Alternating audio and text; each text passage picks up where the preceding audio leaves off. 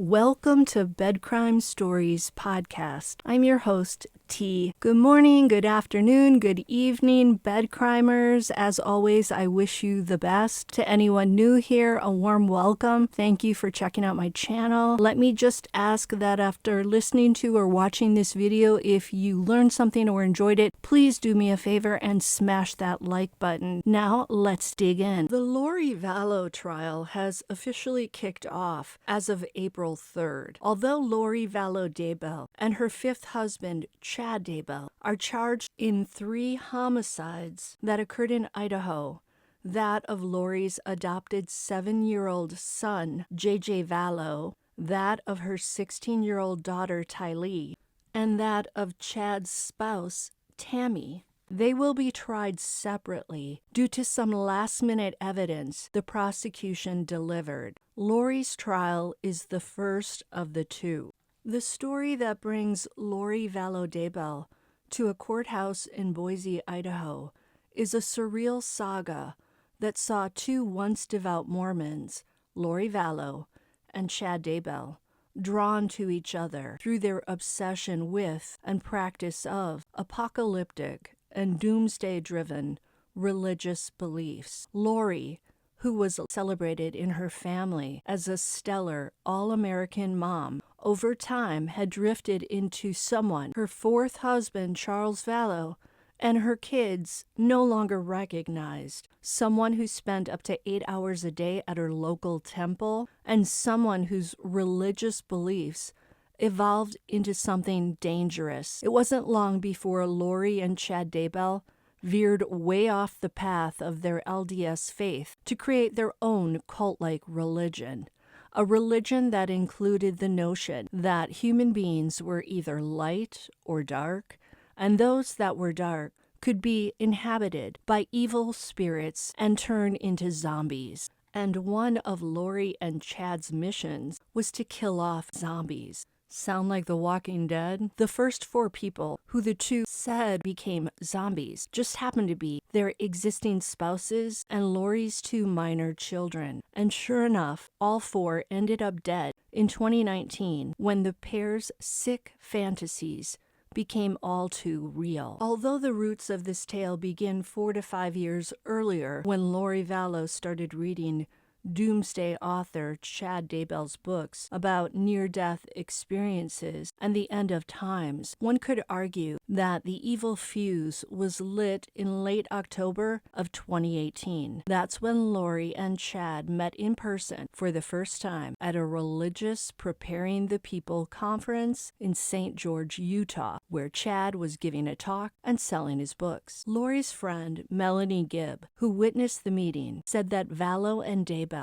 were immediately taken with one another. Lori was awestruck with Chad, who was something of a celebrity in those circles and whose books she had devoured. And Chad was clearly mesmerized by Lori's good looks, charm, and interest in his every word and thought. Both had previously made outlandish religious claims about themselves. For example, Lori told her husband, Charles Vallow, that she was married to the angel Moroni. For those of us who aren't LDS, the short story is that Moroni is an angel, and he's the last Nephite prophet in the Book of Mormon. At the very top of many Mormon temples, you will see a statue of Moroni. And one of Chad's obsessions and beliefs had to do with portals. He told his followers that he had a portal in his closet through which he could talk to the dead. He even told Lori that he set up a portal in her closet where she and he could be together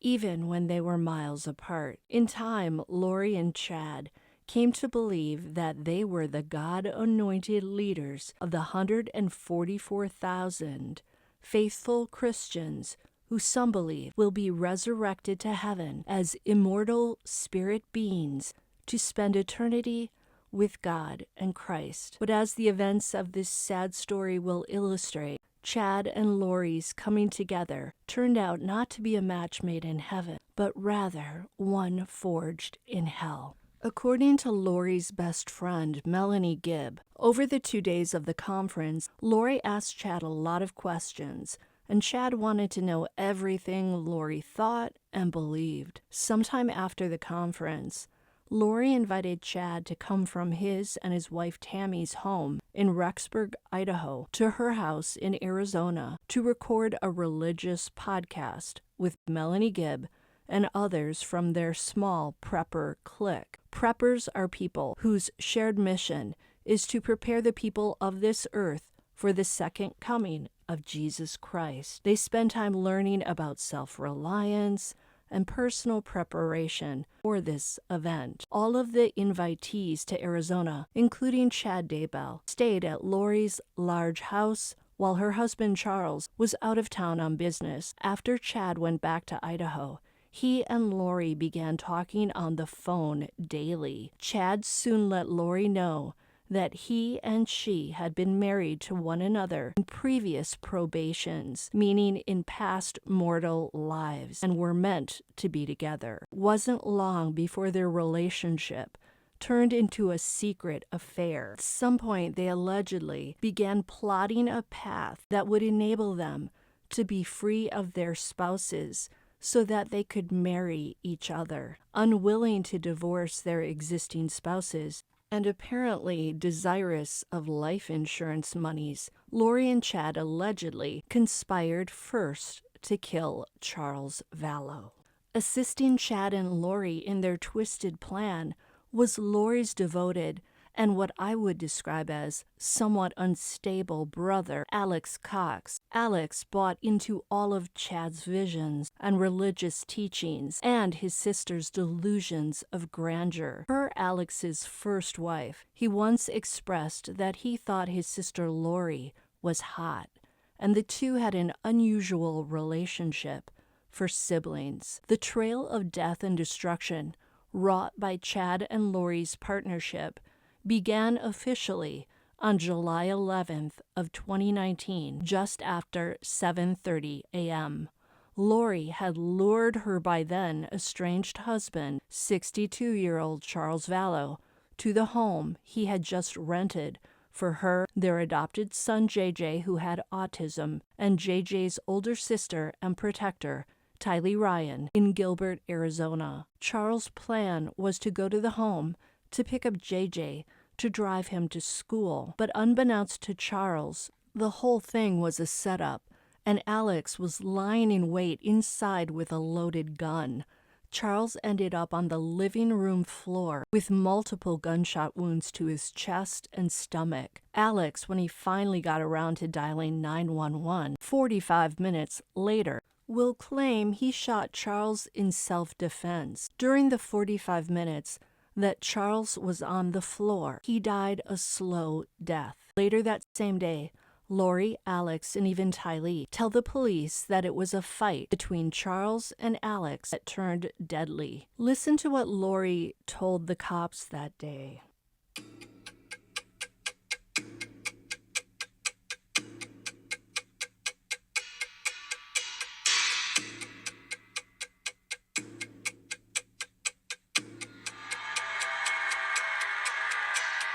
Thought it was possible that he was going to hurt you. Absolutely, he was going to hurt me and Tylee. Okay. Not JJ, he would never hurt JJ. Okay. And he hurt my brother. Like, Yeah. he was going, like, ballistic about. It was bad.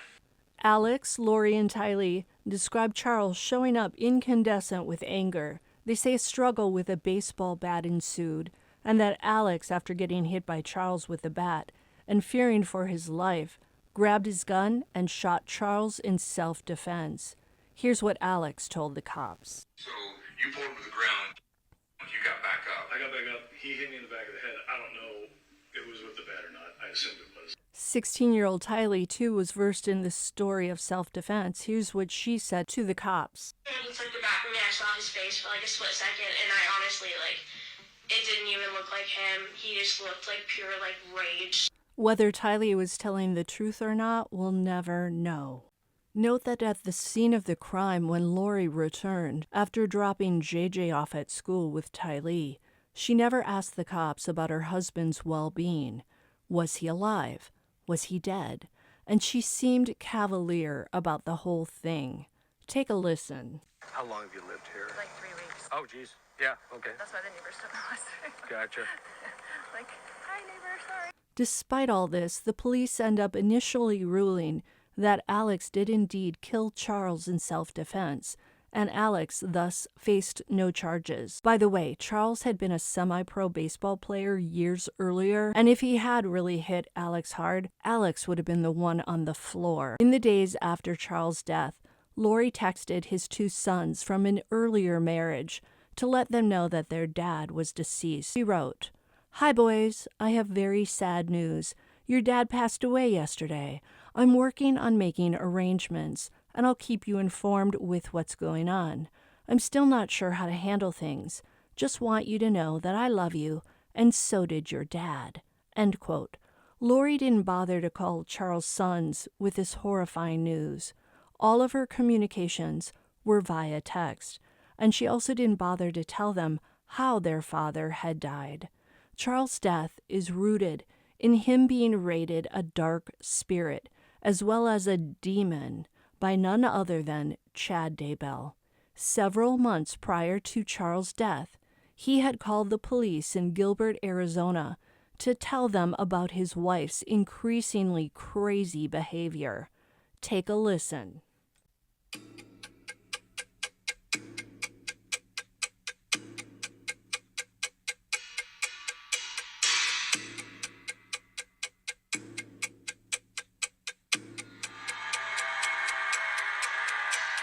He said, "You're not Charles. I don't know who you are, what you did with Charles, but I can murder you now with my powers." But here was the problem. No one, absolutely no one, took Charles Vallow seriously. Not the police, not Lori's family, not her friend Melanie Gibb. You see, Lori had called everyone to tell them that Charles was cheating on her, which we've all come to learn was likely a lie. That they just had a big fight, and that they should not answer the phone if Charles were to call them. Talk about manipulation. So pretty much no one would give Charles the time of day as he desperately tried to get Lori into a mental health facility for help, and as he did his best to protect himself against her very real threats of killing him and possibly harming JJ and Tylee. In the weeks following this incident, Charles filed for divorce, claiming his wife was telling him that she was a translated being, a goddess preparing for the second coming of Jesus Christ. Charles also wanted sole custody of JJ because he clearly saw the madness Lori was turning JJ and Tylee's home life into. A month after Charles was killed, Lori's second brother, Adam Cox, spoke to police. Adam, unlike Alex Cox, was able to see the truth of what was going on. Bad for Charles. And so I said, "Charles, I'll do what I can to help, and Lori won't talk to me because she thinks I think she's crazy." Adam was able to tell the police about Lori's interest in Chad Daybell's near-death and doomsday books.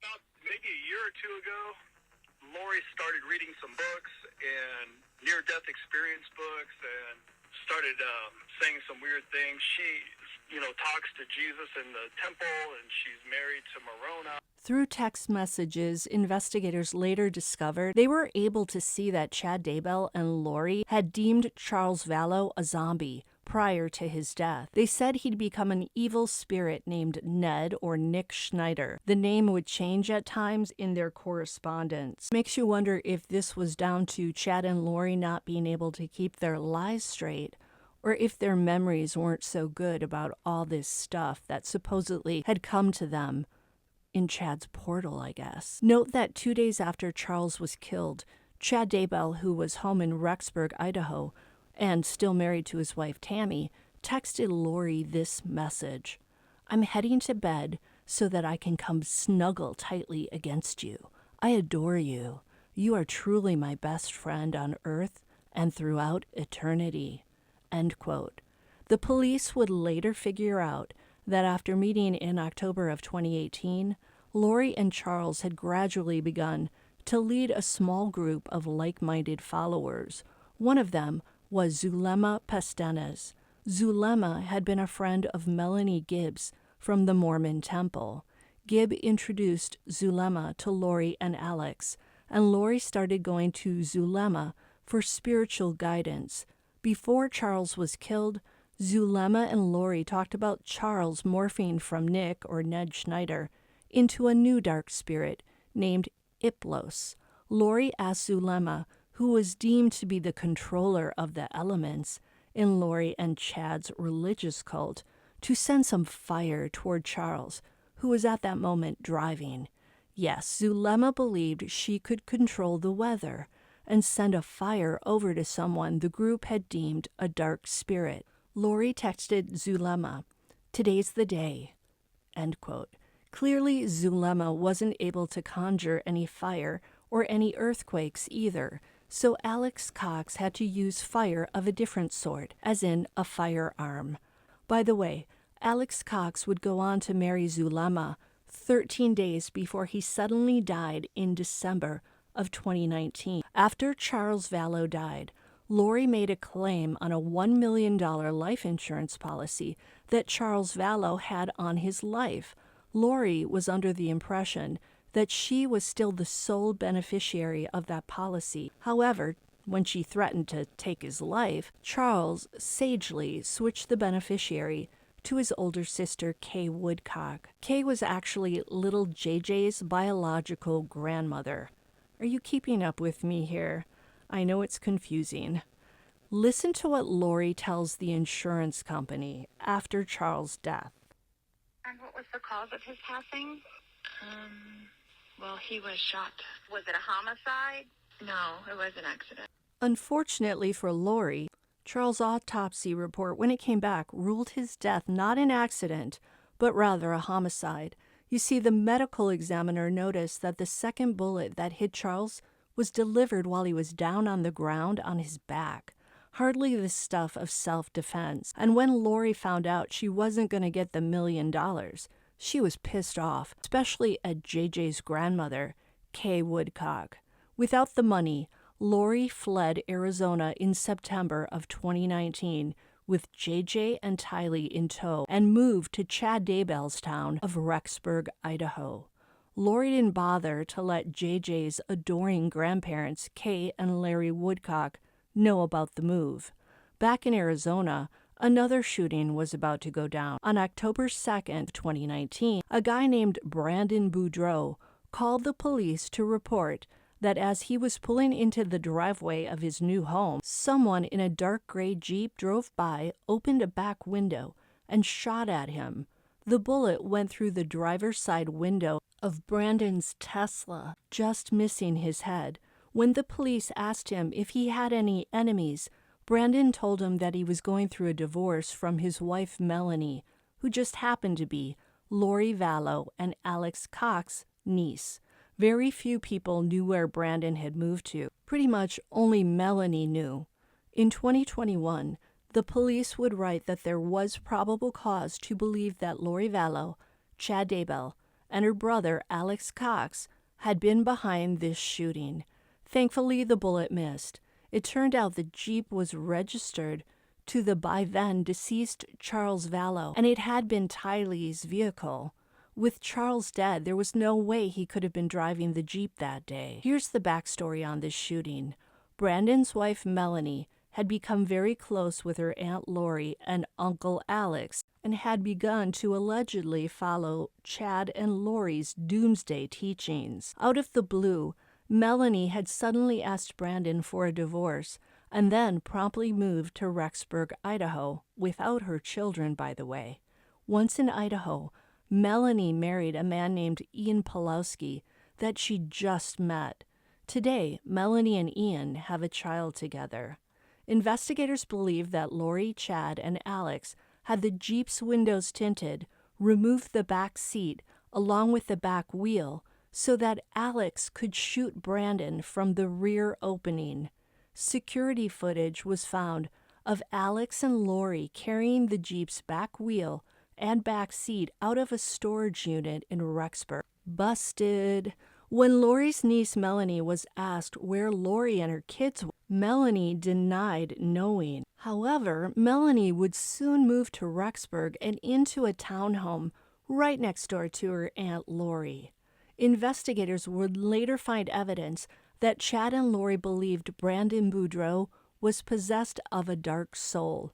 Lori's friend, Melanie Gibb, the second Melanie in this tale, would later tell the police that Brandon was considered so evil that he was on the same level as Hitler, so he had to go. Thankfully, Alex wasn't a very good shot. This misfire at Brandon Boudreaux led police to discover another strange death, this time one in Rexburg, Idaho.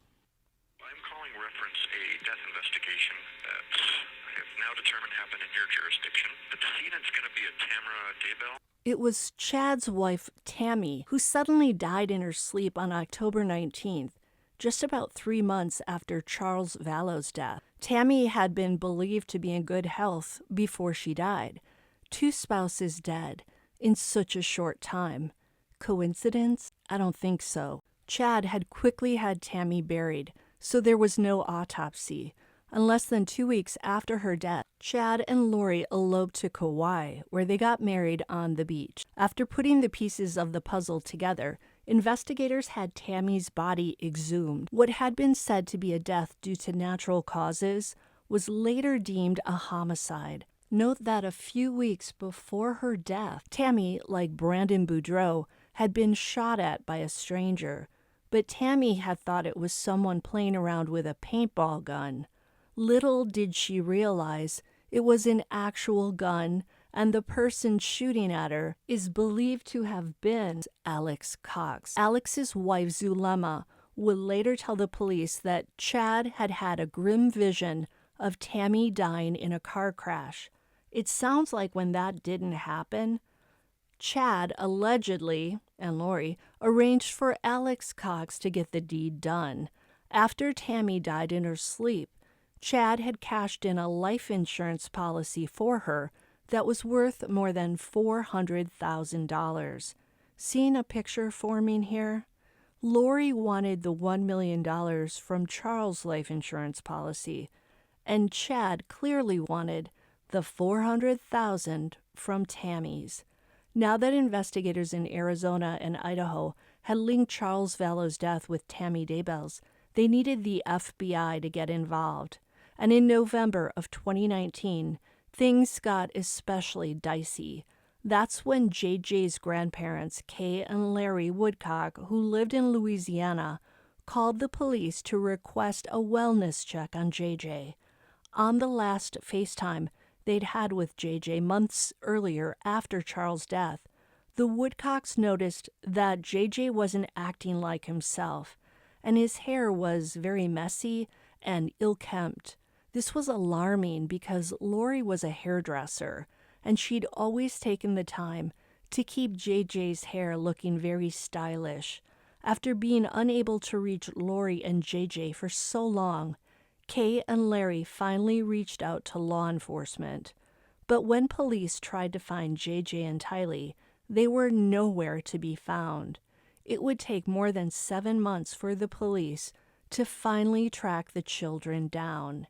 In June of 2020, the 2 missing children were tragically discovered buried on Chad Daybell's property in Rexburg, Idaho. When investigators finally put it all together, they realized that 16-year-old Tylee had last been seen on September 9th of 2019. She was captured that day in a photo at Yellowstone National Park with her brother JJ and her uncle Alex Cox. Data from Alex's cell phone would place him at Chad's property on September 10th, the day after Tylee was last seen. It would appear that Alex may have allegedly been there, perhaps burying Tylee. As for 7-year-old JJ, he was last seen alive on September 22nd, and coincidentally, Uncle Alex Cox's phone would place him back at Chad Daybell's property the day after JJ was last seen alive. Again, what was Alex doing there at Chad Daybell's property?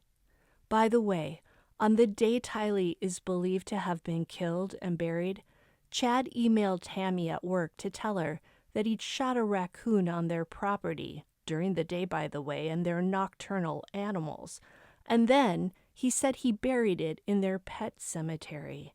Investigators discovered Tylee's body in pieces and burned. JJ, on the other hand, was carefully wrapped in layers of duct tape and plastic, and he was found in his red pajamas with his hands carefully folded over his chest.